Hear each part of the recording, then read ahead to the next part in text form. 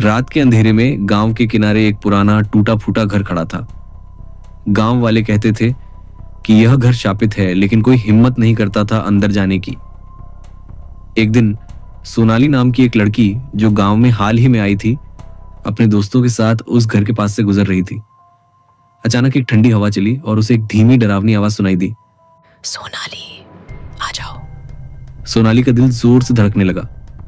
उसने सोचा कि यह शायद उसका वहम है, लेकिन आवाज बार बार आने लगी। धीरे धीरे डर के साथ उसकी जिज्ञासा भी बढ़ी। हिम्मत करके सोनाली अकेले उस शापित घर के अंदर चली गई। घर के अंदर अंधेरा और सन्नाटा था। सिर्फ एक छोटा कमरा था जहां टूटी फूटी दीवारें थीं। वहां उसे एक बूढ़ी औरत मिली, जिसका चेहरा विकृत और तिरछा लग रहा था। वह धीरे धीरे बोली, मैं यहाँ फंस गई हूँ, मेरी आत्मा को मुक्ति चाहिए। सोनाली ने डरते हुए पूछा, आप कौन हैं?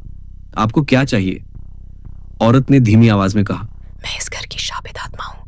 मेरी कहानी है बहुत पुरानी, पर अब भी यहाँ का राज बाकी है।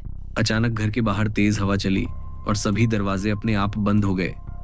सोनाली को समझ नहीं आया कि क्या हो रहा है। उसका मन डर से भर गया और वह भागने लगी, लेकिन घर के रास्ते में अंधेरा सब कुछ घेर गया।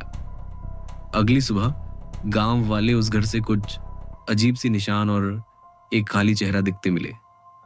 कहते हैं उस रात सोनाली भी उस शाप में फंस गई और अब वह भी उस घर का हिस्सा बन गई है।